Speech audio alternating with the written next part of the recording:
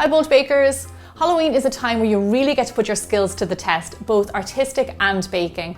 I'm going to show you how you can easily decorate cupcakes for your Halloween parties using simple techniques. So let's get baking. So I have a lovely pumpkin cupcake recipe that I want to share with you, so that's going to be the basis for our cupcakes. So we're going to start out in a large bowl. Now the main ingredient for our cupcakes is pumpkin puree, but don't worry because I did a bold baking basics video of how to make pumpkin puree at home. It's really easy. All you do is roast pumpkins. Our next ingredient is some flavorless oil. Now I'm using vegetable oil, but you can use canola, coconut, sunflower. Just don't use olive oil because it tastes too strong.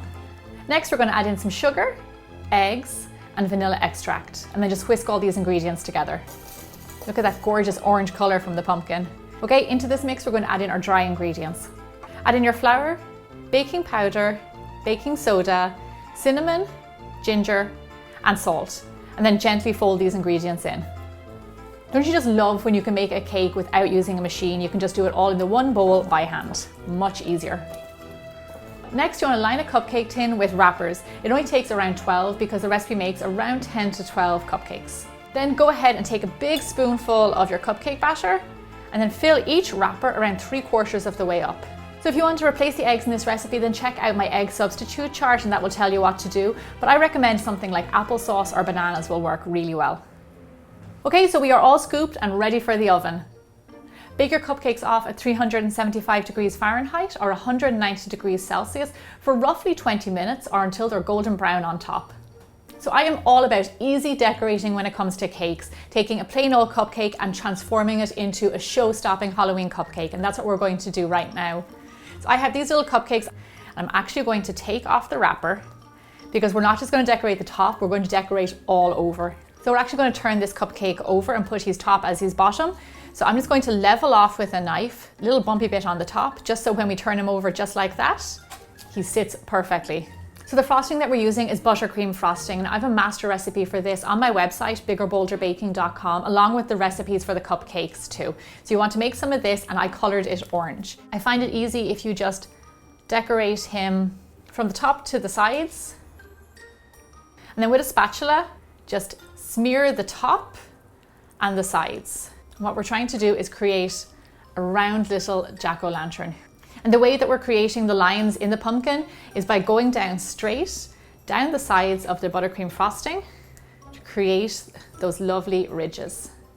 So you can see he looks like a pumpkin, but we're going to make him into a jack-o'-lantern. So here I have some buttercream that I colored with black food dye. I'm just going to draw on his eyes and his mouth. And then lastly, to give you the full effect, I have a little bit of a pretzel here that's going to be the stalk. I'm just going to pop that into the top. And there you have a lovely jack-o'-lantern cupcake. You do not need to be a master cake decorator to be able to recreate these lovely little Halloween cupcakes at home.